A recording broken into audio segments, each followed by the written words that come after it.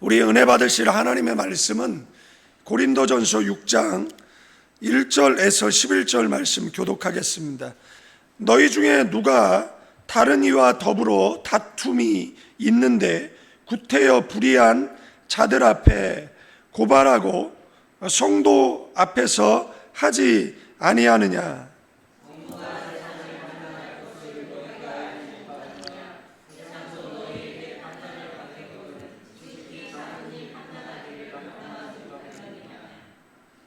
우리가 천사를 판단할 것을 너희가 알지 못하느냐? 그러하거든 하물며 세상 일이랴.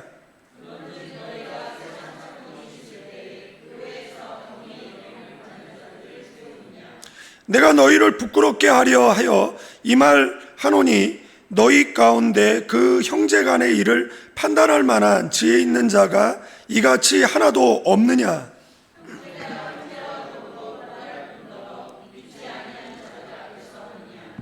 너희가 피차 고발함으로 너희 가운데 이미 뚜렷한 허물이 있나니 차라리 불의를 당하는 것이 낫지 아니하며 차라리 속는 것이 낫지 아니하냐?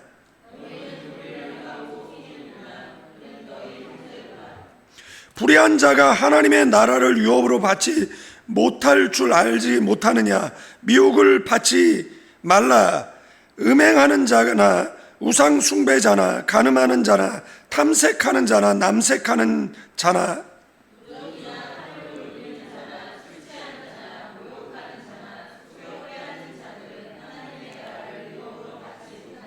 같이 있습니다. 너희 중에 이와 같이 주 예수 그리스도의 이름과 우리 하나님의 성령 안에서 씻음과 거룩함과 의롭다 하심을 받았느니라. 아멘.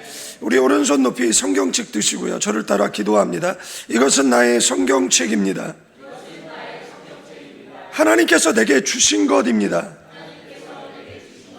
나는 이 성경이 말하는 사람입니다. 나는 이 성경이 가지고 있다는 것을 가지고 있습니다.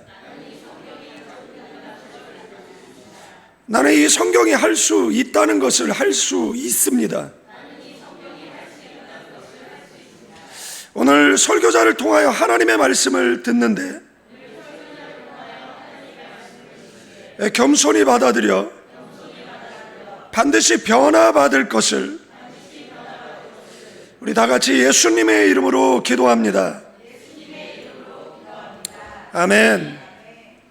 우리가 성경을 읽어야 돼요. 설교를 들어야 됩니다. 들은 말씀을 묵상하셔야 되고 힘이 되는 말씀을 암송하시고 그리고 성경을 공부하셔야 됩니다. 그래야지 영혼이 이단에게 빼앗기지 않습니다. 이단에 빠지는 이유는 딱 두 가지밖에 없습니다. 귀신 들렸거나 영적 성장에 무관심해서 이단에 빠지는 것입니다. 그래서 이단에 빠지지 않고 자신의 영혼을 지키기 위해서는 성경을 다섯 손가락으로 꽉 붙잡고 있어야 되는 줄로 믿습니다. 캐톨릭과 기독교의 차이는 뭐냐면 캐톨릭은 성경의 권위를 제일 밑바닥에 놓습니다. 교회의 전통과 성경이 충돌할 때 그들은 전통을 따릅니다. 교회의 전통과 그들의 교종, 교황이라고 하죠. 그자의 말이 충돌할 때에는 교종을 따르게 되어져 있습니다. 그러니까 교회의 권위 밑에 성경이 있고 그 성경의 권위 위에 교회가 있고 그 교회의 권위 위에 뭐가 있습니까? 전통이 있고 그 전통 위에 교종의 말이 있는 것이에요. 그런데 우리 개혁주의 교회는 성경이 가장 큰 권위를 갖습니다. 전통하고 충돌할 때 성경을 따릅니다. 목사의 말과 충돌할 때 성경을 따릅니다. 그래서 성경에 가장 큰 권위를 두는 줄로 믿습니다. 저와 여러분들도 개혁주의라고 말하지 말고 개혁주의는 성경의 권위를 인정하는 것이 개혁주의인 줄로 믿습니다. 이 고린도전서 6장은 5장은 이 성 문제에 관한 어머니의 아내와 불륜을 저지른 아들을 출교하지 않고 치리하지 않은 것에 대한 이야기를 5장에서 하고 있었고, 6장에서는 이제 교인 간의 그 재판, 송사에 관한 이야기를 하고 있어요. 솔직히 너희들이 분쟁하는 그 분쟁은 정말 교회에서 가장 어린 아이를 재판관으로도 세워서 해결하려면 해결할 수 있는 일이라고 사도 바울이 이야기하고 있는 것을 보게 되어집니다. 그런데 왜 해결이 되어지지 않는 거죠? 해결이 안 되는 이유는 교만 때문에 그렇습니다. 그리고 교회 권위를 인정하지 않고, 그리고 말을 들으려고 하지 않는 이런 태도 때문에 이 분쟁이 일어나는 것이고, 이 분쟁은 결국은 너희들이 판단해야 될 세상 법정으로 가지고 간다라는 이야기를 하고 있습니다. 그래서 사도 바울은 차라리 그 7절 말씀에 보면 불의를 당하고 차라리 속는 것이 더 낫다라고 이야기하고 있는 것을 우리는 말씀을 통해서 보게 되어진다라는 사실입니다.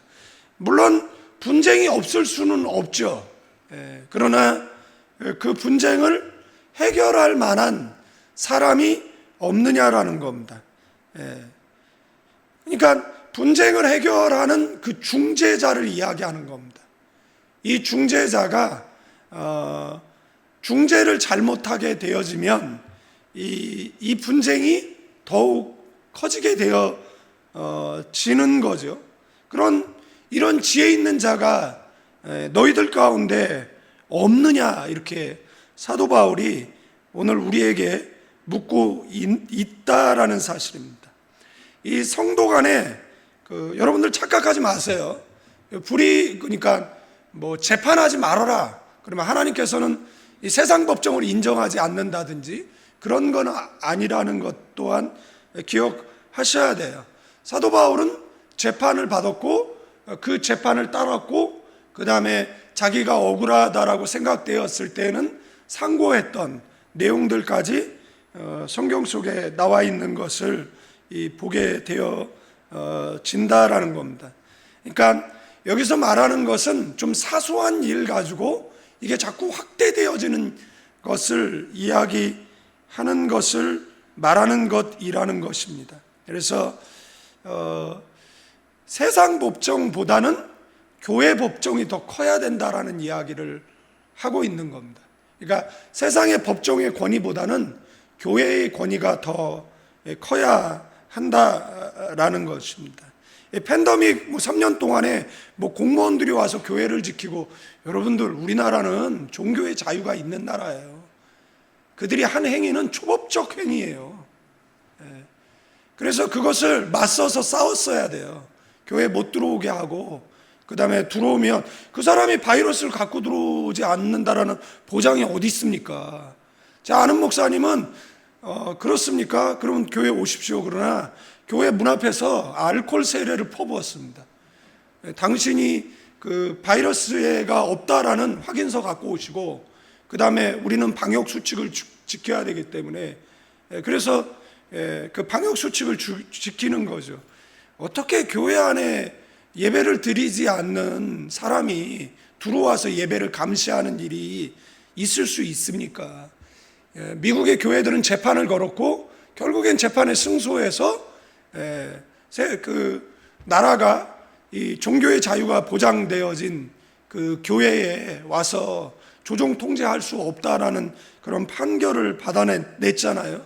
한국 교회는 그냥 기법했죠. 한 번에 손들고 항복을 선언한 것 같은 그런, 저는 그때 한국에 없었기 때문에, 저는 필리핀에 있었으니까 더 얘기할 필요는 없죠. 그러나 필리핀에 비해서 한국은 아무것도 아니었어요. 우리는 아파트에서 그 미성년자 아이들이 로비로 1년 동안 못 내려왔어요. 집안에 한 사람만 그 물건을 매매할 수 있는 아이디, 바람가에서 발행해 준 아이디를 가지고 물건을 제한되게 살 수 있었어요. 1년 동안. 1년 동안 동네에서 동네 이동 금지였어요. 집합 금지였고. 그래도 우리는 예배 다 드리고 한 번도 예배를 스톱한 적이 없습니다. 동네로 이동하다가 구속되고 했지만 우리는 그렇다고 해서 우리가 법을 어긴 것도 아니죠. 우리는 법을 지켰고 법의 보장 안에서 그런 자유를 누릴 수 있었다라는 이야기를 말씀드리는 거예요. 필리핀의 모든 교회가 예배를 스톱했었어요. 그래도 우리는 공권력이 와서 교회를 폐쇄한다. 그러면은 하나님 앞에 할 말이 있잖아요. 하나님, 우리는 예배를 드리고 싶은데 공권력이 폐쇄를 했기 때문에 우리 자의가 아닌 타의에 의해서 예배를 드릴 수 없습니다. 그러나 공권력이 오히려 우리 예배 드릴 수 있도록 편의를 제공해주고 허가해주고 차량 이동할 수 있도록 해주고 교회 입구에 그 허가서들을 다 붙여주고 그래서 이렇게 예배할 수 있었다라는 이야기를 말씀드리는 거예요. 그때 한국에 왔을 때 교회들한테 그런 이야기를 했어요. 어느 교회 가서 설교하면서 교회 앞에 와서 예배 드리세요. 집에서 빤스 차림으로 유튜브 시청하지 마시고 교회 문 앞에 올 수 있잖아요. 예배 교회 나라가 못 오게 하면은 라디오 주파수 맞춰놓고 교회 앞에서 예배 드리면 되잖아요. 교회까지 오는 수고를 왜 안 합니까? 아침 일찍 일어나가지고 목욕 재배하고 예배자의 그런 자세를 가지고 하나님의 교회를 찾겠다. 그래 가서 예배 드리면 하나님께서 그 사람 얼마나 귀히 여기실까 하는 생각을 가져보게 되어졌다라는 이야기를 말씀드립니다. 1절 말씀에 보면 이 톨마오라는 이 구테여라는 지금 1절에 너희 중에 누가 다른 이와 더불어 다툼이 있는데 구테여, 이 구테여라는 이 톨마오라는 이 단어가 헬라어 원어에는 제일 앞에 있습니다.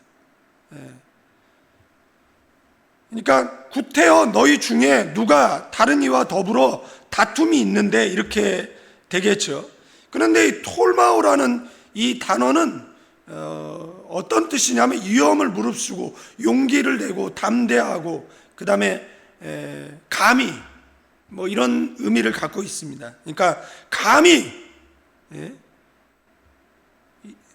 너희 중에 누가 다른 이와 더불어 다툼이 있는데 불의한 자들 앞에 고발하고 성도 앞에 하지 않느냐. 그러니까 이 톨마오라는 단어가 앞에 있다라는 말씀을 드리는 겁니다. 여기서 이제 불의한 자인데 불의한 자가 누구냐라는 겁니다. 불의한 자. 이 불의한 자는 의로운 사람의 이제 반대되는 개념이겠죠. 그래서 불신자를 이야기하는 겁니다. 그러니까 그 재판관, 그 하나님을 믿지 않는 그 재판관을 이야기하는 겁니다. 그러니까 그가 하나님을 믿지 않는 사람이지 않느냐.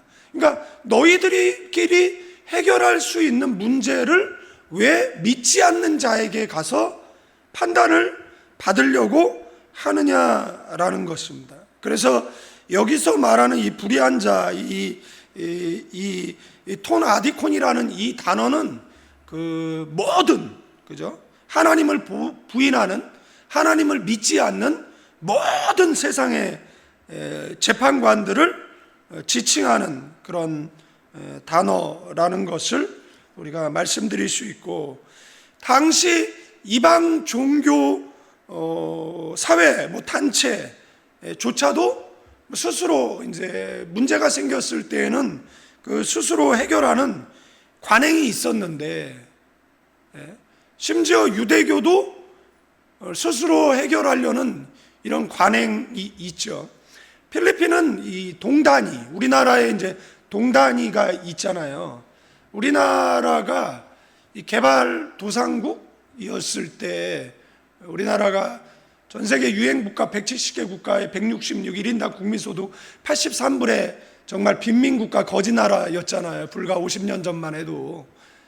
그때 그 한 지도자가 어떻게 하면 잘 살 수 있을까? 근데 우리나라와 비슷한 나라를 찾죠. 그 중에서 이렇게 경제적으로 성공하고 민주화를 이룬 나라가 어딘가 봤더니 이스라엘인 거예요.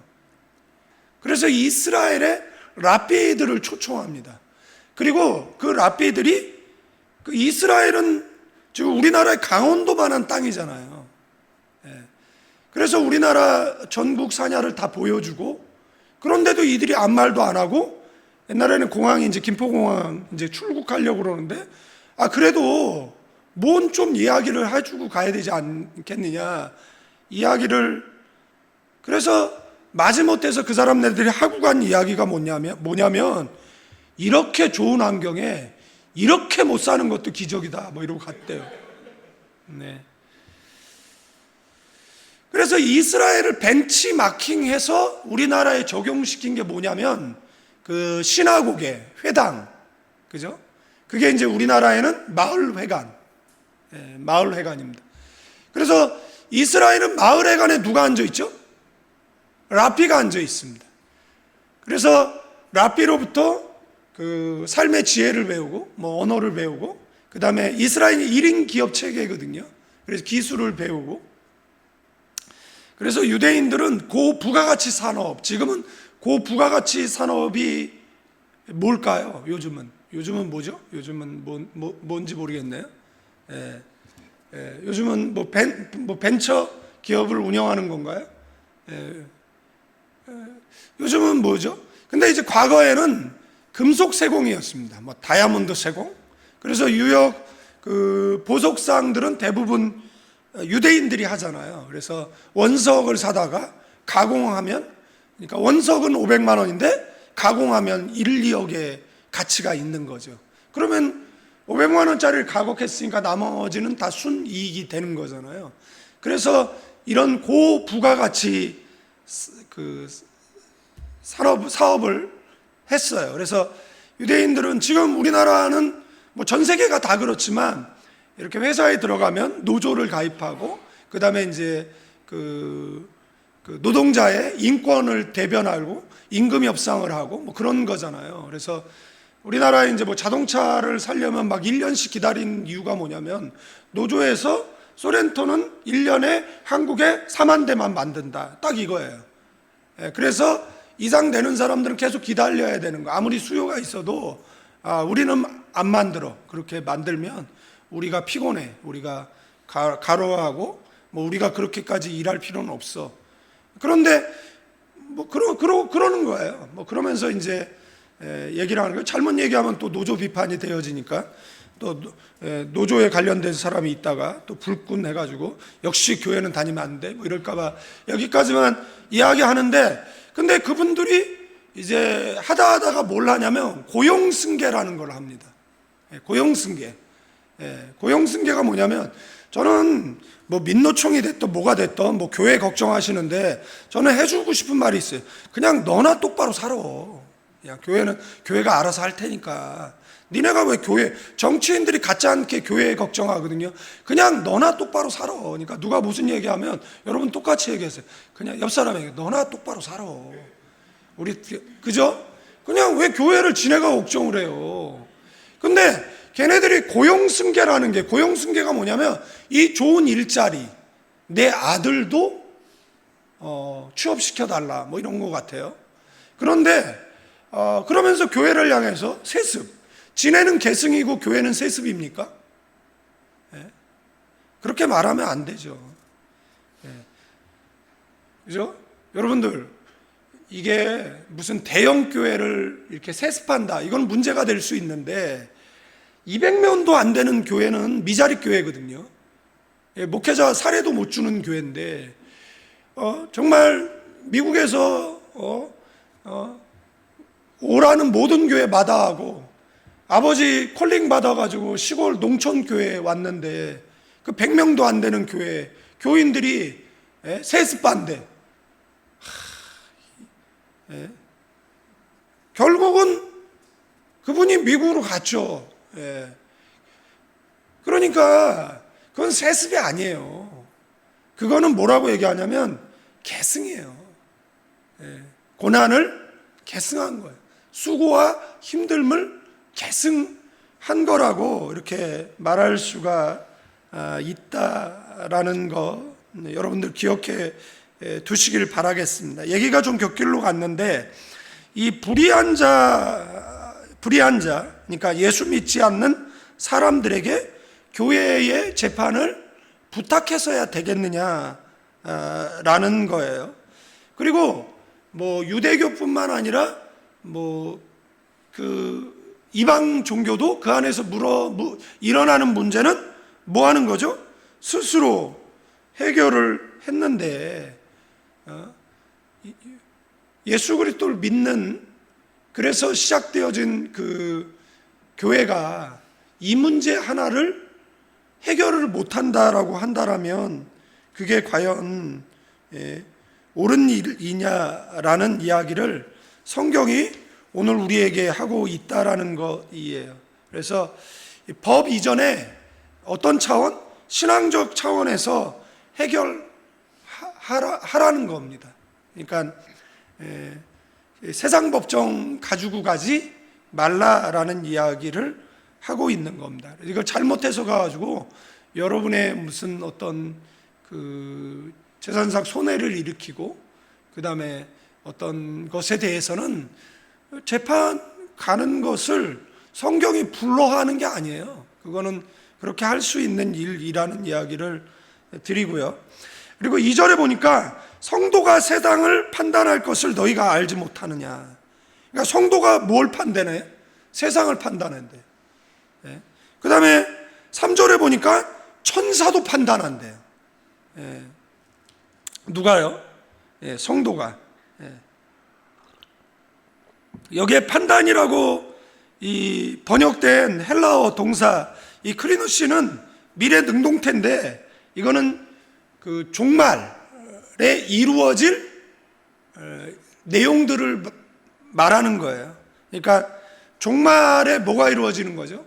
하나님의 준엄한 심판대 앞에 저와 여러분들이 서서 같이 뭐를 하는 거예요? 세상을 판단하고, 그 다음에 여기서 말하는 이 천사라는 이 앙겔로스라는 것은 자기 지위를 지키지 아니하고 자기 처소를 떠난 그 천사들을 이야기하는 겁니다. 그러니까 타락한 천사들을 이야기합니다. 그러니까 모든 천사를 말하는 게 아니라 타락한 천사를 판단하는 위치에 가게 되어질 사람이 누구예요? 저와 여러분이라는 거예요. 우리는 이 정도의 사람들이 일하는 겁니다. 우리가 누구라고요? 세상을 판단하고 이 타락한 천사를 판단할 그런 권위를 갖고 있는 자들이라는 거예요. 그런데 그런 권위를 갖고 있는 사람들이 오히려 세상의 판단을 받는다라는 것은 있을 수 없는 일이라는 이야기를, 그러니까 사도 바울이 수사학적으로 계속 질문을 던지듯이 의문문으로 계속 묻고 있는 이것은 이해를 못하겠다, 뭐 이런 표현이라는 것을 보게 되어진다라는 겁니다. 제가 써놓은 내용은 저도 이해가 잘 안 되는 내용이에요.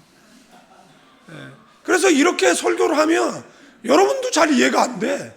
설교는 어떻게든 이해를 시켜야 되는 건데, 그래서 그냥 이해를 시키는 문장으로 이해를 시키는 거야. 제가 무슨 어렵게 설교를 못해서 그렇게 하는 게 아니라 제가 여러분의 제가 교인들의 편의 제공을 위해서, 제가 서비스가 훌륭한 목사잖아요.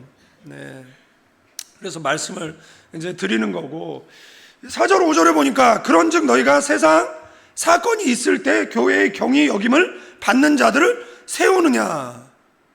내가 너희를 부끄럽게 하여 이 말 하노니 너희 가운데 그 형제간의 일을 판단할 만한 지혜 있는 자가 이같이 하나도 없느냐. 이거 두 개의 질문인데, 첫 번째 뭐예요? 경히 여김 받는 자를 세우느냐, 이런 질문인데, 이 경히 여김 받는 자가 누구냐라는 겁니다. 간단하게 이야기하면 너네가 지금 교회 안에서 옳고 그름이 이렇게 다투는 문제 있잖아요. 그 다투는 문제는 어린아이한테 재판을 맡겨도 이거는 판결할 수 있는 내용이라는 거예요. 문제는 뭐냐면 그렇게 판결됐을 때 애들은 간단하잖아요. 전 솔직히 별로 잘못하는 게 없는데 제가 이제 집안에서 화를 내면 저희 딸이 와서 조용히 얘기해요. 사과해. 에? 자기한테 사과하고 그 다음에 엄마한테 사과하라는 얘기를 하는 거죠. 간단해요. 사과해. 그러면은 내가 이제 항변을 하자. 아니야, 아빠가 그래 잘못한 게 아니야. 그래서 사과해. 그러니까 뭐 간단하죠. 그러니까 그래서 가정의 평화를 유지하고 오늘도 가정의 안녕을 위해서 살아갈 수 있는 거죠. 그러니까 간단하잖아요. 그러니까 그 정도의 문제는 그 교회에서 가장 그 경히 여긴다 뭐 이런데 가장 뭐 신앙이 낮고 뭐 이렇게 표현할 수도 있는데 그냥 그 정도는 초신자도 판단할 수 있는 내용이라는 거예요. 근데 문제는 뭐냐면 그 판결을 따르느냐 안 따르냐라는 거죠. 예? 그죠? 판결을 따르느냐 안 따르느냐. 아까쯤에 무슨 이야기를 하더라고요. 별로 중요하지 않은 이야기를 가지고 계속 얘기하길래 아이고 죽고 사는 이야기 아닌데 그냥 그렇다 그래요. 이제 그랬어요. 그리고 나서 한 번 웃고 그만두나 했더니 또 그 얘기하고 앉아있어요. 아니 이게 뭐 죽고 사는 문제예요. 그잖아요. 그냥 뭐라 그러면 아유 그래 네 팔뚝 굵다 그러면 되는 건데. 예? 그러니까 이건 어린아이도 옳고 그름을 아는 이야기예요. 그러니까 사소한 이야기예요. 사소한 일 가지고 어딜 간 거예요? 세상 법정에 간 거예요. 세상 법정에 갔는데 문제는 뭐냐면 세상 법정에다가 여러분들이 누굽니까? 하나님의 형상대로 지음받은 사람이잖아요. 우리가 그리스도인 부부라고 한다라면 남편도 예수 믿고 아내도 예수 믿는다라고 하면 뭐예요? 그 사람이 하나님의 형상대로 지음받은 사람이잖아요. 이 사람이 하나님의 형상대로 지음받은 사람이잖아요. 그런데 지금 네가 네 뜻대로 하기 위해서 지금 이 하나님의 형상대로 지음받은 사람을 저 이방인 섬기는 사람 앞에 세워서 망신을 주고 하는 게 과연 옳은 일이냐라고 이제 묻고 있는 거죠. 여러분들 교회 안에 재판이 벌어지잖아요. 뭐 장로가 목사 고발하고 목사가 장로 고발하잖아요. 그러면 변호사들이 서로 맡으려고 그래요. 이유가 뭔지 아세요? 네버 기브업. 절대 포기를 안 한대요, 이 두 분은. 예?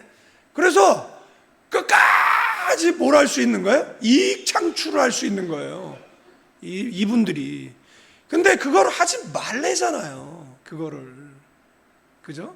그걸 하지 말라라고 이야기를 하고 있는 거예요. 그러니까 그거는 애들한테 물어봐요. 저도 무슨 일 있으면 저희 딸한테 물어보거든요. 예? 그러면 명석한 해결. 예? 답이 뻔해요. 왜 신경 써?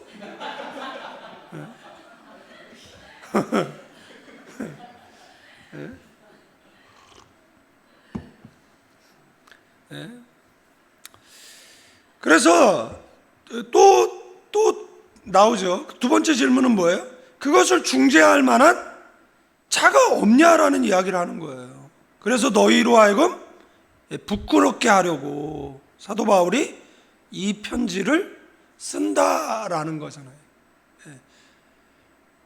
부끄러움을 느끼면 어떻게 하죠? 행동을 고치고 그 다음에 말을 고치기 때문에 라는 것입니다. 그래서 이 경히 여김 받는 자를 세우느냐라고 했을 때 이 카디제테라는 이 의문문이거든요. 근데 이것이 의문문으로 쓰느냐 명령문으로 쓰느냐에 따라서 내용이 좀 차이가 있는데 명령문으로 해석하는 게 가장 옳은 해석이라고 보는 거예요. 그러니까 해석을 하면 이 명령어로 해석을 하면 만일 너희가 세상과 천사들을 심판할 위치에 있는데도 이러한 세상 사건으로 논쟁해야 한다면 차라리 교회에서 교인들 중에 가장 제가 서두에 말씀드린 어린아이 경히 여김 받는 자를 세워 이런 작은 일을 처리하도록 하라는 겁니다. 그러니까 사도 바울이 지금 이 질문은 풍자적으로 하고 있는 거니까 부끄럽게 하기 위해서 하는 말이니까 이것은 어린아이도 알고 있는 답이라는 겁니다. 양보를 안 해서 벌어지는 분쟁인 거죠. 이 재판이다라는 거예요. 그 얘기를 하고 있는 거예요. 그래서 이거를 가지고 교회가 최고 법정인데 이게 어디예요? 세상 법정을 가지고 가는 거예요. 그런데 책망해도 듣지 않는 것도 문제지만 뭐 하는 거죠? 이 방관하는 것, 그리고 그렇게 하도록 내버려 두는 것, 이런 것 또한 부끄러운 일이고, 이런 일이 지금 우리가 살아가는 교회 속에는 없느냐라는 것입니다. 제가 이야기하거든요. 제가 목사가 우스워지면 교회를 떠나라는 이야기를 제가 꼭 하거든요. 왜 그러냐면 여호와를 신뢰하라, 견고히 서리라, 그 선지자를 신뢰하라, 그러면 형통하리라 그랬는데, 여러분들 어느 날부터 목사가 우스워져. 한국교회 타락이요, 이 강단이 나눠진 것, 그 다음 강단 위에 누구나 올라오게 된 것, 그 다음에 설교가 짧아진 것, 그 다음에 목사가 집에서 개새끼 된 겁니다. 집에서 맨날 목사 욕하는 거예요, 어떤 사람들이. 그러면 여러분 생각을 해보십시오.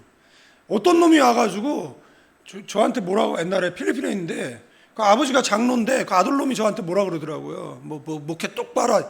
제가 이런 상놈 새끼가 어디서 지 애비하는 버릇을 나한테 하느냐고 소리를 버럭 질렀어요. 놀래가지고. 근데 그런 일이 왜 벌어지겠습니까? 집에서 이렇게 욕을 하지 말자라고 써놨는데. 써놨는데 갑자기 욱해가지고.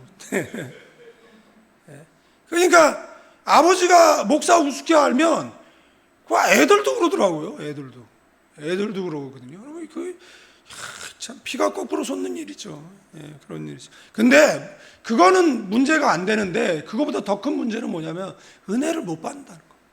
근데 여러분 아세요? 우리가 은혜를 못 받으면, 저도 은혜가 없으면, 여러분들, 저는 예배자예요. 제가 설교자이지만 예배자입니다. 제가 설교하기 전에 제가 말씀을 통해서 은혜를 못 받아요. 그러면 저 잠 못 자고 밤을 새요. 제 은혜가 있어야 은혜의 전달자가 되는 거잖아요. 그러니까 은혜가 없이 은혜를 어떻게 흉내내요? 내가 음악성이 있어서 찬양하면 은혜가 전달됩니까? 아니죠. 기도해야죠. 기도해야죠. 그죠? 은혜는 기도로 전달되는 거잖아요. 그러니까 제가 은혜를 못 받으면, 제가 은혜를 전달하지 못하면 어떻게 됩니까? 여러분들은 계속해서 갈증을 느끼는 거죠. 계속해서. 그게 뭐예요? 물 없는 기갈이 아니라 말씀 없는 기갈이잖아요. 충족되지 않는 기갈. 그 아모스 시대의 그 기갈. 그래서 계속 뭐예요? 이 말씀이 나를 해갈해 줄까? 저 말씀이 나를 해갈해 줄까? 그런데 해갈이 안 되는 거예요. 그게 하나님의 징계래잖아요. 하나님의 징계래잖아요.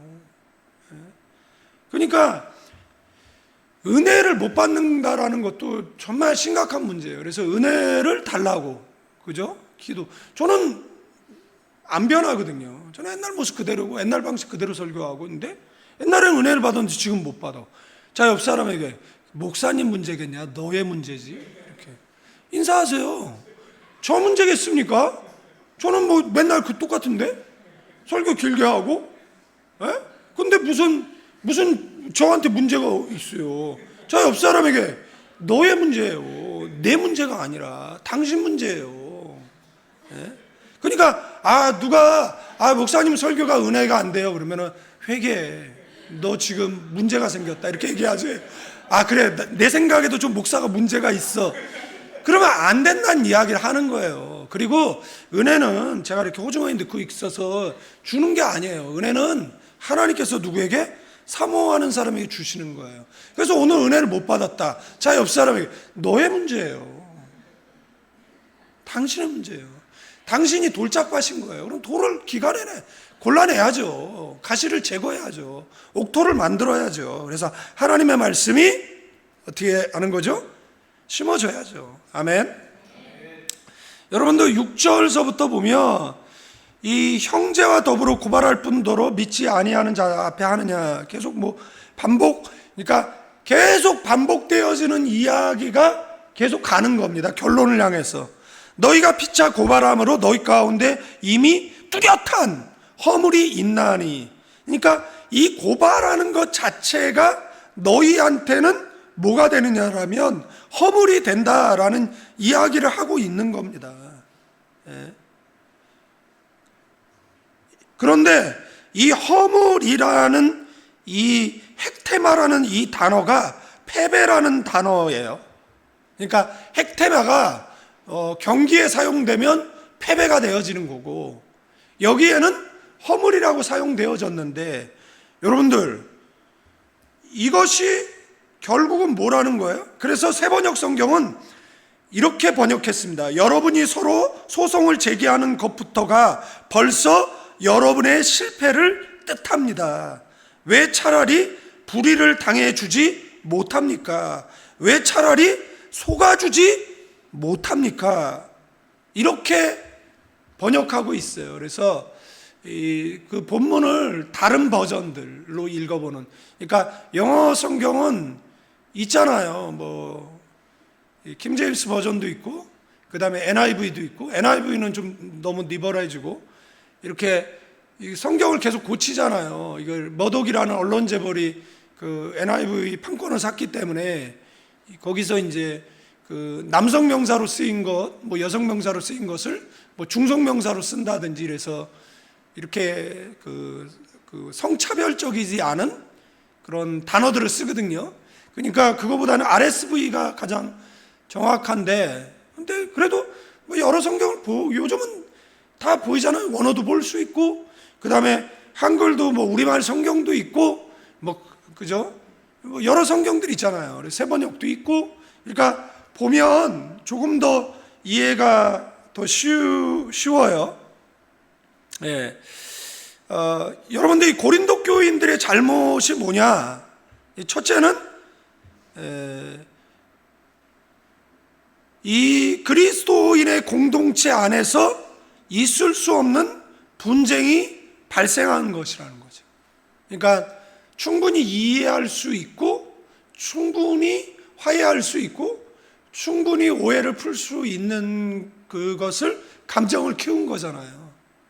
그러면 그리스도인은 그리스도는 나와야 되는데, 그리스도인들이 더 여러분들도 밖에 친구들 있잖아요. 그래가지고 싸워도 막걸리 한 잔 마시면 툭 털고, 그 다음날 아이고 이놈의 교회에서 상처받은 사람들은 무슨 부모 죽인 원수처럼 한 번 꼬부라지면 이걸 안 펴, 이거를.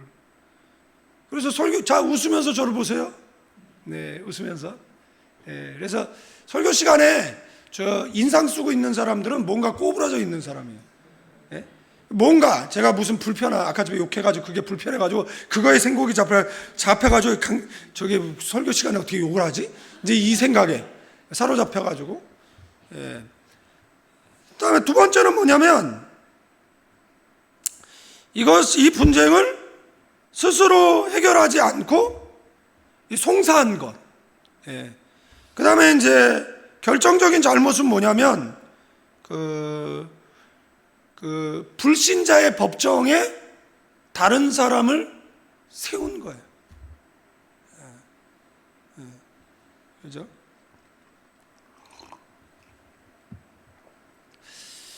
그러니까 그래서 이 헥테마, 이 허물이라는 단어는, 그러니까 소송을 제기하기 이전에 먼저 승패가 결정됐는데 패배했다는 겁니다. 허물이 됐다는 겁니다. 수치스러운 일이 됐다라는 거. 이건 도덕적 패배이기도 하지만, 교회는 한 몸인데, 그죠? 이런 지체의식이 없는 거잖아요. 그러니까 이것을 성경이 뭐라고 이야기를 하는 거죠? 패배한 것이다라고. 그러면서 이야기하는 게, 그럴 바에는 차라리 손해보는 게 낫지 않냐 이야기를 하는 겁니다. 차라리 손해보는 게 낫지 않느냐. 저도 뭐 저 개인적인 거는 뭐 손해를 보죠. 그러나 교회적인 것일 경우에는 제가 교회를 지켜야 되기 때문에, 필리핀에서도 교회를 깨고 교회를 허물려고 하는 사람들이 많았어요, 세력들이. 그리고 그분들은 이미 다른 교회를 깬 사람들이거든요. 도장 깨기 하듯이 교회를 깨고 온 사람들이기 때문에 그 사람네들이 또 그 버릇 남 못 주고 또 저희 교회를 깨려고 했었을 때 좀 필사적으로 싸워서 막았어요. 그래서 왜냐하면 저희 교회 개척될 때 10개 교회가, 그때 그 한인들이 필리핀에 많이 들어오는 때였어요. 그래서 교회가 그때 많이 생겼어요. 10개가 생겼어요. 그러니까 저희랑 같이 10개가 개척됐는데 저희만 살아남았어요. 나머지 다 문 닫았습니다. 그럼 거기 왜 문 닫았냐라면은, 그리고 교민들은 대부분 뭐 한국이야 지금 뭐 6만의 교회가 있으니까 얼마나 교회가 많습니까? 그러니까 여기까지 오는데도 뭐 수십 개 교회를 거쳐서 오는 거잖아요.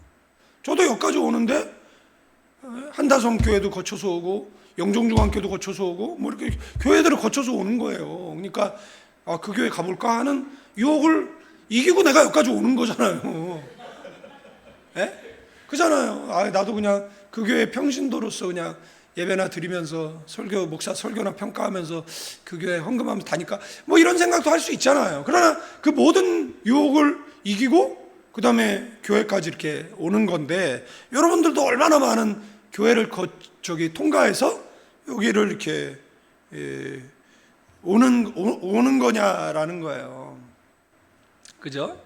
근데 교회가 교회답기 위해서는 어떤 손해, 뭐 희생, 뭐 양보 있어야 되는 거잖아요. 그런데 일도 손해 안 보려고 하는 거죠.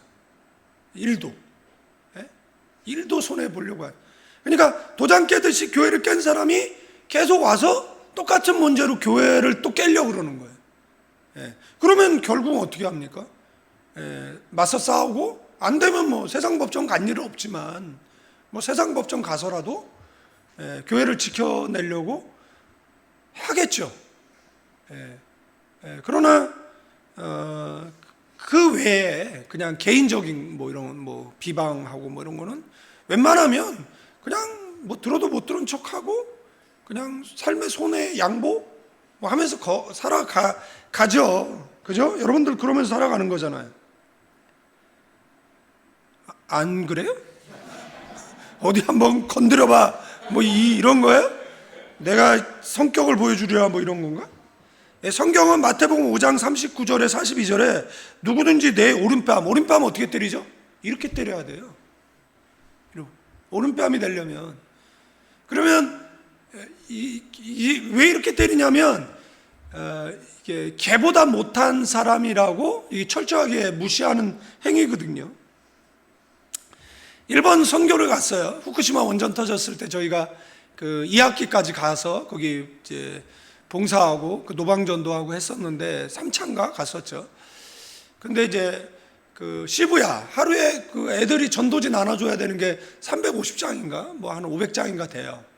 애들이 그거를 나눠줘야 숙소로 올 수 있어요. 그러니까 이제 그 일본은 그 전도가 우선 불법이고 이렇게 뭘 나눠주는데 종이를 나눠준다 안 받아요. 그리고 그냥 나눠주면 안 받아요. 그냥 뭔가 제스처를 해야 돼요. 그러지 않으면 안 받는데, 근데 저희 교회 아이가 이렇게 뺨을 쓰다듬으면서 오는 거예요. 그래서 왜 그래? 그랬더니 뺨 맞은 거예요. 술 취한 사람한테. 그래서 저는 이제 이놈의 새끼 어딨냐고요.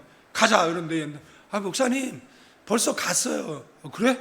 근데 시험 들면 안 돼요. 근데 목사님 그런데 오른뺨을 맞으면 왼뺨을 들이대라고 했는데 제가 왼뺨을 맞았거든요.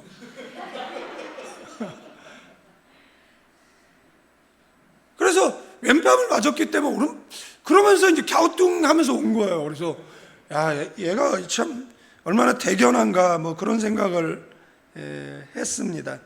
또 너를 고발하여 소곡까지고자 하는 자에게 거독까지 가지게 하고 또 누구든지 너로 오리 가자고 하면 심리 동행하고 내게 구하는 자에게 주고 내게 꾸고자 하는 자에게 거절하지 말라, 이렇게 말씀하셨다라는 겁니다. 그러니까 성경은 뭐라고요? 불의를 당하고 차라리 속는 것이 낫지 않느냐, 이런 이야기를 하고 있는 것이고요. 8절에 보니까 너희는 불의를 행하고 속이는구나. 그는 너희 형제로다. 저는 누구라고요? 그 사람이 누구라는 거죠? 형제라는 이야기를 하는 거예요. 그런데 서로 왜 싸우는 거죠? 손해보기 싫어하기 때문에 싸우는 거예요. 여러분들 이걸 이렇게 해석하면 어떨까요? 장례식장에서 재산 갖고 싸우는 형제의 모습을 보면 그 모습이 되게 안 좋아 보이잖아요. 그 가정에는 어른이 없습니까? 그 가정에는 중재자가 없습니까? 그 가정에는 양보가 없습니까? 더 어려운 사람에게 더 주자라는, 그게 없습니까?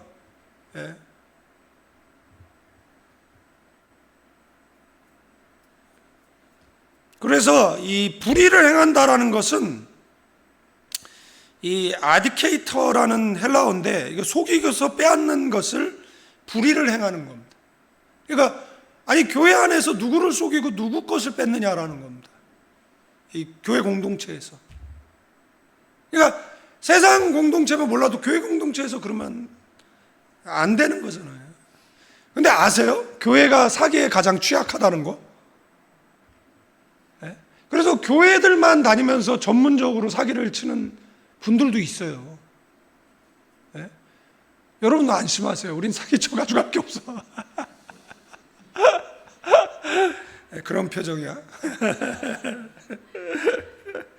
자, 이 9절 10절 보면 불의한 자가 하나님의 나라를 유업으로 받지 줄을 알지 못하느냐, 이게 이제 서두에 나오는데 10절에 가면은 이 똑같은 내용이 후반절에 나오거든요.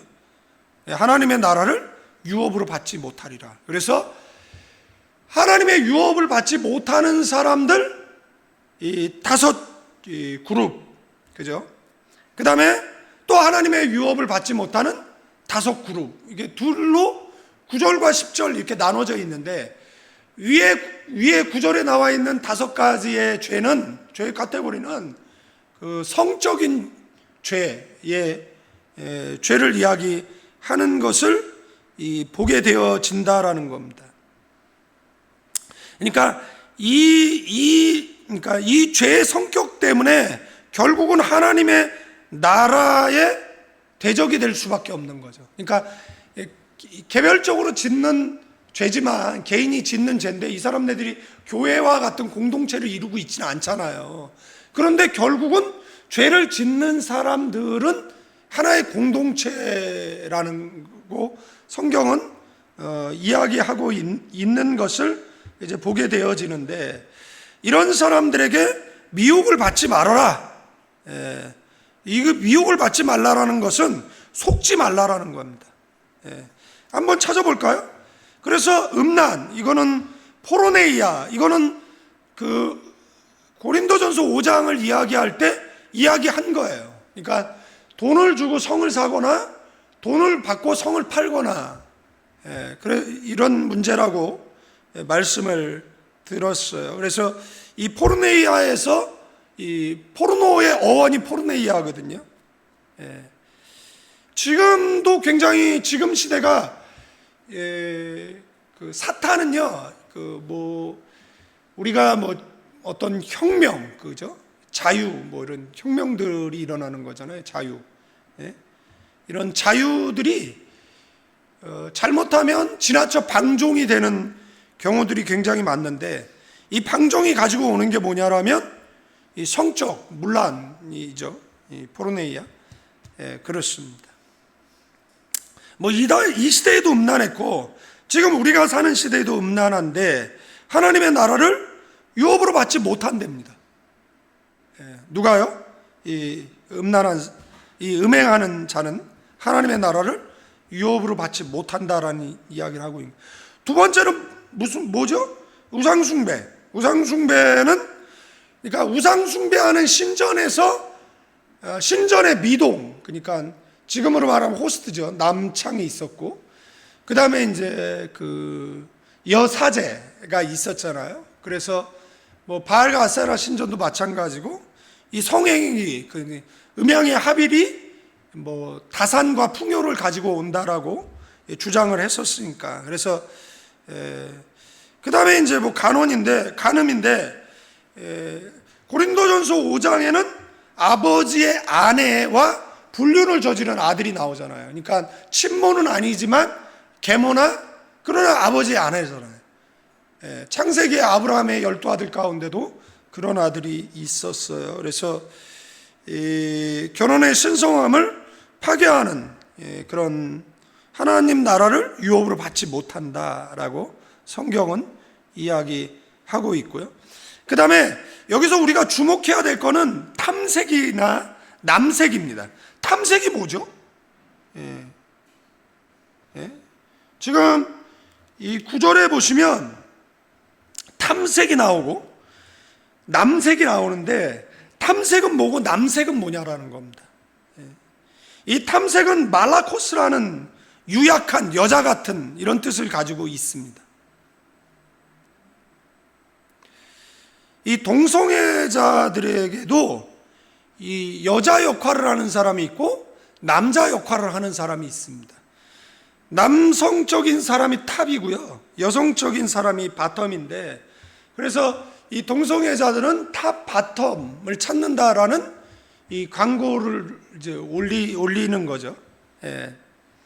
그래서 이 여성적인 것, 그런데 여기 탐색이라는 말이 바로 그 수동적 위치에 있는 상대자를 뜻하는 말이에요. 수동적 위치에 있는. 그러니까 동성애 가운데 그 수동적 위치, 그러니까 여자 역할을 하는 이 바텀을 이야기하는 것 같다라는 말씀을 드리는 것이고요. 그 다음에 이제 물론 이제 원뜻은 그러니까 그 수동적인 사람 있잖아요. 사람들이 이끄는 대로 살아가는 사람들이 있거든요. 그런 사람을 이야기하는 거고, 그 다음에 두 번째 남색인데, 남색은 뭐 이 아르세노코 이테스라는 말인데, 이거 자기 몸을 동성 연애자들에게 맡기는 이런 부끄러운 행위를 이야기하는 겁니다. 그래서 이 탐색과 남색, 그래서 하늘나라를 유업으로 받지 못한다라는 것이고요. 여기서 이제 미혹받지 말라라고 이야기하는데, 이 미혹받지 말라라는 말은 외부의 유혹보다는 그 내부에서 발생하는 유혹을 극복하라는 뜻이 더 강하다라는 것입니다. 그러니까 가끔 이야기하는데, 이 소크라테스가 새가 머리 위로 날아가는 것은 막을 수 없는데 머리에 둥지 트는 건 막을 수 있다라고 얘기를 하거든요. 남자는 눈으로 유혹을 받습니다. 그래서 남자는 안 보면 되고, 그래서 남자는 눈에 파수꾼을 세우시면 되고, 여자는 안 들으면 돼요. 여자는 이제 귀가 약하거든요.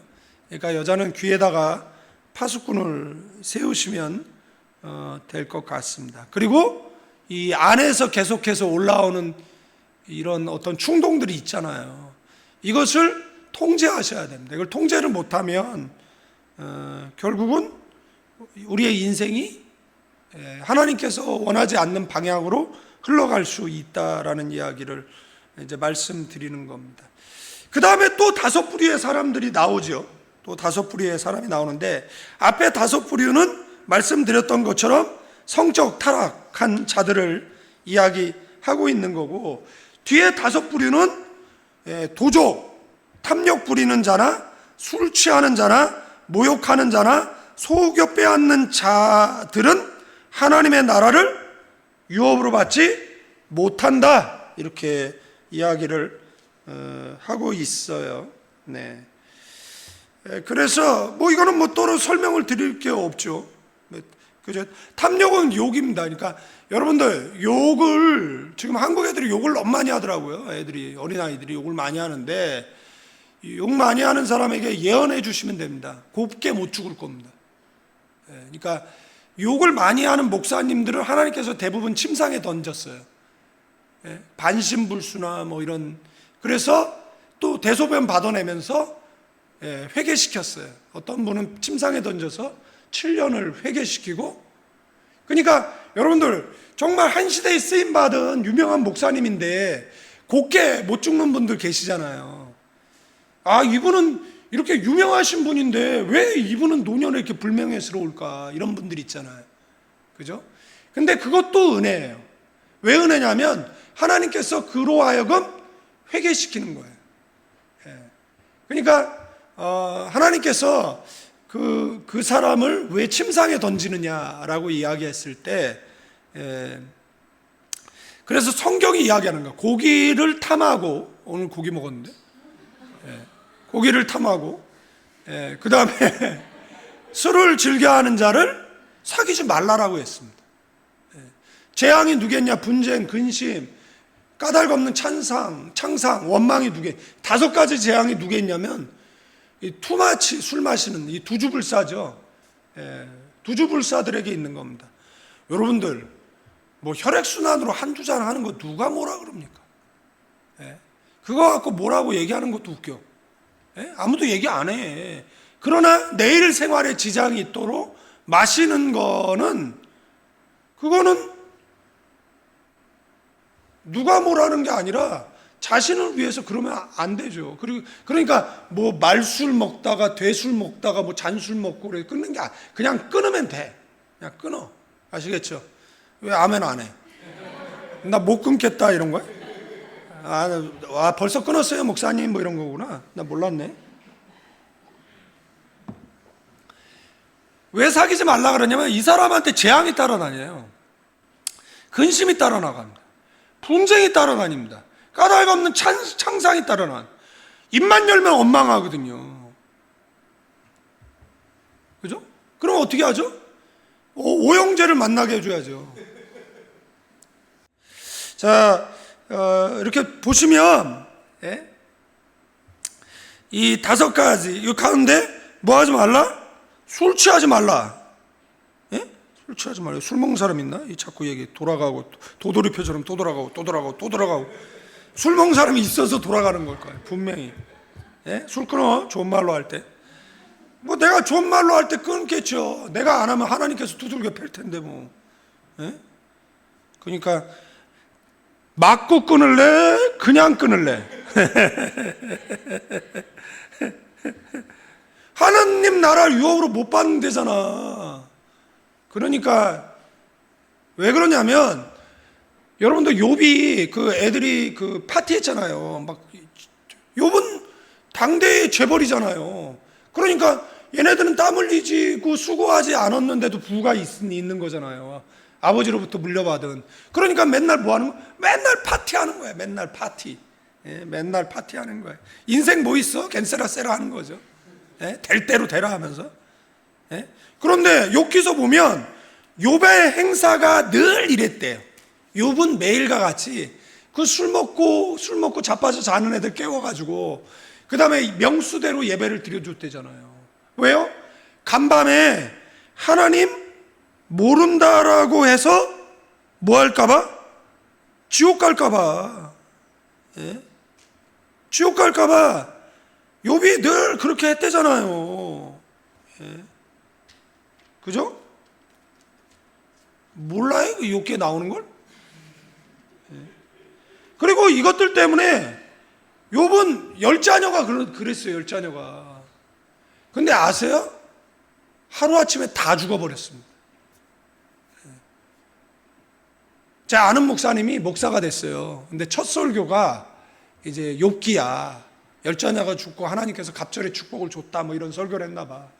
근데 아버지가 아들이 설교한다니까 이제 참석을 했는데, 교회를 안 다니는 분이 참석을 했는데 이분이 나중에 그러더래요. 그 아들한테 하나님께서 10자녀를 다시 줬잖아요. 근데 그 아버지가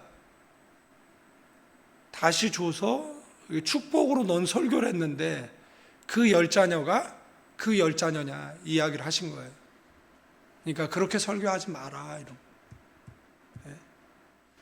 키워가지고 열심히 관연해 줬어요. 그런데 맨날 술 먹고 파티하다가 하루아침에 다 죽은 거잖아요. 그런데 욥기서 3장에 가면 내가 두려워하는 것, 내가 무서워하는 것이 내 몸에 미쳤다라고 나옵니다. 그러니까 욥은 알았어. 얘네 이러다 큰일 나지, 이렇게다 큰일 나지, 이러다 큰일 나지. 그런데 큰일이 나 버린 거잖아요. 그래서 뭐 더 이야기하면 시험의 파도가 밀려갈 것 같아서 여기까지만 하도록 하고. 자, 보세요. 제가 이렇게 설교하면 이번 주에 술 먹을 일 엄청 생긴다.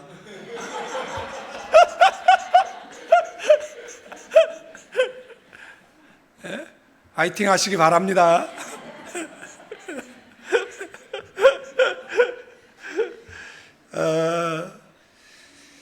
자, 보세요. 그래서 또 다섯 부류 하나님 나라를 상속받지 못할 것이다 라고 이야기를 합니다. 뭐 이 도적질, 그죠? 그 다음에 이 탐욕, 욕하는 것, 네. 그 다음에 술 취하는 것, 뭐 이야기를 드렸고요. 그 다음에 이제 11절 다 같이 읽어볼까요? 마지막 절이니까 이제 정리하고 마쳐야 되니까 다 같이 읽습니다. 시작. 너희 중에 이와 같은 자들이 있더니 주 예수 그리스도의 이름과 우리 하나님의 성령 안에서 씻음과 거룩함과 의롭다 하심을 받았느니라. 아멘. 네. 이 원문은 이 그러나라는 단어가 그러나 씻음 받았고 그러나 거룩하여 줬고 그러나 의롭다 하심을 얻었다, 이렇게 이 그러나라는 이 단어가 들어가 있어요. 네. 이 단어가 이 알라라는 이 원어가 이 말마다 이렇게 들어가 있거든요. 그러니까 그러나 너희는 씻음 받았고 그러나 너희는 거룩하여 줬고 그러나 너희는 의롭다 하심을 얻었다. 이 말은 뭐죠? 이 사람들이 과거에 죄인이었지만 지금은 씻음 받았고 지금은 거룩하여 줬고 지금은 의롭다 하심을 얻었다라는 겁니다. 이게 뭐죠? 이게 구원이죠. 아멘. 이게 바로 구원이라는 겁니다. 그래서 이 세 번역은 여러분 가운데 이런 사람들이 덜어 있었습니다. 그러니까 지금 앞에 서두에 이야기한 사람들이 덜어 있었습니다. 그러나 대다수의 사람들은 뭐죠? 이게 이제 있던이라는 것이 에테라는 미알로 과거거든요. 그래서 지난날에 너희는 이방인과 같은 죄악에 빠져 있었으나 이렇게 되는 겁니다. 그러나 주 예수 그리스도의 이름, 여러분들 우리는 하나님께 성령을 의지해서 예수님의 이름으로 기도합니다. 아멘. 우리는 부족하지만 예수를 믿어서 우리는 구원을 얻습니다. 우리는 예수님을 통해서 성화로 나아가게 되어져 있습니다. 그래서 여기에 보면 그 그리스도의 이름, 그 다음에 뭐 하나님, 그 다음에 성령, 이것은 삼위일체 하나님을 이야기하는 거죠. 그 삼위일체 하나님을 통해서 우리가 씻음 받았고 거룩하게 되었고 의롭다 하심을 받았다라는 겁니다. 이 말은 뭐냐면 우리의 아이덴티티, 우리의 정체성이 뭐냐라는 겁니다. 옆 사람에게 내가 누구냐라는 겁니다. 내가 누구냐라는 거. 그러니까 우리가 막 실망하고 좌절 이런 자리에 있을 때 우리가 우리에게 얘기하잖아요. 제가 맨날 얘기하잖아요. 제가 얼굴이 중요하다는 이야기를 하는 이유가 뭐냐면 시편의 내 영혼아 내가 어찌하여 낭망하며 내 속에 불안하여 하는고 너는 하나님을 바라라 그 얼굴의 도우심을 인하여 기뻐하리라 이런 표현이 있거든요. 무슨 말이냐라면 내 영혼아 그러면은 이게 하나님께서 나에게 말하는 게 아니라 내가 지금 나에게 이야기하는 거예요. 내 영혼아. 그러니까 야, 너 왜 낙심해? 하나님을 봐 이렇게 얘기하는 거예요. 그럼 하나님께서 하나님의 얼굴빛으로 우리에게 비춰주신다라는 말은 뭐냐면 하나님이 날 만나주신다 이런 거거든요. 그러면 하나님 앞에 내가 있어. 그러면 내가 지금 수없이 많은 문제를 안고 있잖아요. 근데 그 문제에 함몰되어져서 있지는 않잖아요. 하나님 만나면은 우리는 인생의 모든 문제가 해결되는 거잖아요. 예? 오늘 너의 집에 유해하겠다 이거면 끝나는 거잖아요. 사람들이 계속해서 우리 보러 구원 못 받을 사람이라고 이야기하고 그 지옥의 땔감이라고 백날 이야기해도 하나님께서 삭개오야 내려와라, 내가 오늘 너의 집에 유할게 이렇게 이야기하는 거잖아요. 그러면 내 집은 어떤 집입니까? 예수님이 유숙한 집이잖아요. 예? 그러니까 너도 아브라함의 아들이다라고, 이 말은 뭐냐면 구원받은 백성이라고 선언한 거잖아요. 그러니까 여러분들 어깨를 펴시고, 그죠? 예? 우리의 정체성이 뭐냐는, 우리 아이덴티티가 뭐냐, 이거를 다시 일깨워 주는 거예요. 예? 너는 누구냐라는 이야기를 하고 있는 겁니다. 예? 주 예수 그리스도의 이름과 우리 하나님의 성령 안에서 씻음과 거룩함과 의롭다 하심을 받은 사람이다 이렇게 선언하고 있는 거잖아요. 아멘. 네.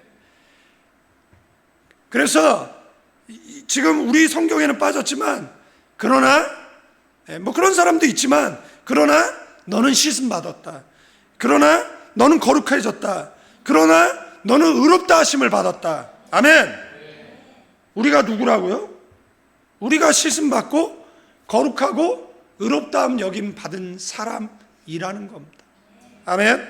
그것이 저와 여러분의 정체성이라는 것입니다. 아멘. 그래서 사도 바울은 그들의 정체성을 다시 확인시켜주고, 그리고 그들이 앞으로 나아가야 할 길, 그것을 말씀을 통해서 우리에게 제시해 주고 있는 거예요. 그러면 우리의 나아갈 길은 뭡니까? 그 앞에 있는 사람들이 지었던 그 10가지의 길을 가야 되는 겁니까? 아니면 우리는 오늘 다시 한번 신앙의 옷깃을 여미고, 자, 어제까지 넘어졌어도 되고 교회 오기 전까지 그랬어도 돼요. 그러나 오늘 우리 예배드리는 이 순간은 우리에게 있어서 새로운 각오, 새로운 다짐, 새 출발의 시간인 줄로 믿습니다. 아멘. 아멘입니다. 하나님 믿음으로 살겠습니다. 하나님 이 시간 이후로 기도하면, 그리고 넘어지면 또 훌훌 털고 또 일어나서 또 하나님 앞에 믿음으로 살겠습니다. 그죠? 그렇게 걸어가는 게 저와 여러분의 뭐예요? 저와 여러분을 위해서 십자가에 죽으신 예수님의 가치에 부합하게 살아가는 것인 줄로 믿습니다. 아멘. 그래서 이 말씀 기억하면서 우리 합심하여서 우리 기도하시도록 하도록 하겠습니다. 우리 씻음 받았습니다. 우리는 거룩해졌습니다. 우리는 예수를 믿어 의롭다함을 얻은 사람들입니다. 믿음으로 삽시다. 신앙으로 삽시다. 예배자로 삽시다. 기도하며 삽시다. 주님, 과거를 십자가 아래 내려놓습니다. 오늘 새로운 인생 새 출발하는 이 자리에 모인 모든 믿음의 사람들, 하나님 승리할 수 있도록 성령 하나님 동행하여 주시옵소서.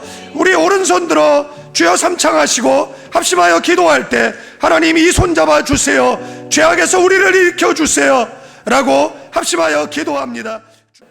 이제는 우리 주 예수 그리스도의 은혜와 아버지 하나님의 극진하신 사랑, 성령님의 감화 감동 교통 충만 축복하심이 이 자리에 모인 모든 믿음의 사람들 위해, 가나안 교회와 필리핀 임마누엘 교회 위에 다시 한번 신앙의 옷깃을 여미고 과거를 십자가 아래 내려놓고 오늘 새 출발하는, 다짐하는 그리스도인의 정체성을 회복하기로 마음먹는 믿음의 사람들 위해 이제로부터 영원까지 함께 계실지어다.